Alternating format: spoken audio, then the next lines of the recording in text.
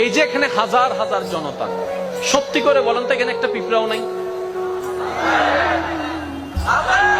এমনও তো হতে পারে আমরা পিঁপড়ার ঘরের উপর বসে আছি, তো পিঁপড়া আপন ঘরে তো ফিরে আসবে।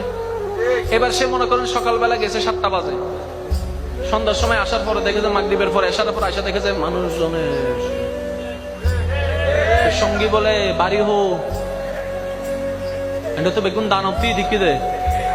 কারণ আমাদের সামনে পাহাড় যেমন, পিঁপড়ার সামনে আমরা তেমন বিশাল না আমরা। এখন দুই বুঝার জন্য বলছি, দুই পিঁপড়া এখানে দাঁড়ায় দাঁড়ায় বলছে আজকে তো আর ঘরে যাওয়া হবে না, না জানি কখন তাদের অনুষ্ঠান শেষ হয়, কখন আমরা ঘরে যাব। তখন আরেক পিঁপড়া বলে যে এত চিন্তা করস কেন, আল্লাহ আছে না, আল্লাহ আছে না। এবার সে পিঁপড়া হাঁটা ধরলো।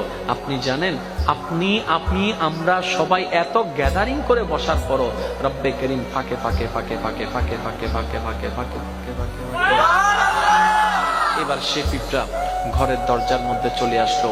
ওই পিঁপড়া বলে এটা তো পুরো তাজ্জুব ঘটনা, কিভাবে এতগুলা মানুষের মধ্যে কারো হাতও পড়লো না, কারো পাও পড়লো না, কারো শরীরও পড়লো না, পড়লে তো থেতলাই যেতাম। এবার ওই পিঁপড়াটা বলে তুমি কি শুনো নাই আমার রব কি ডাক দিয়ে বলেছে? কি বলেছে? ওয়ামাইয়াত্তাকিল্লাহ ইয়াজআল লাহু মাখরাজান। রব বান্দাদের উদ্দেশ্যে বলে আমার কোন বান্দা যদি যেই কোনো বিপদ আপদ মুসিবতের মধ্যে নবী মুস্তাফার মহব্বত অন্তরে রেখে আমি রবের উপর বিশ্বাস করার মতো, ভরসা করার মতো করতে পারে, আমি রব ওয়াদা দিলাম ইয়াজআল লাহু মাখরাজান। তোমার বিবেক বলবে বাঁচার কোনো উপায় নাই, তোমার বিবেক বলবে রক্ষা পাওয়ার কোনো উপায় নাই, ওই মুহূর্তেও আমি আল্লাহ তোমাকে ওইখান থেকে উদ্ধার করে নিব।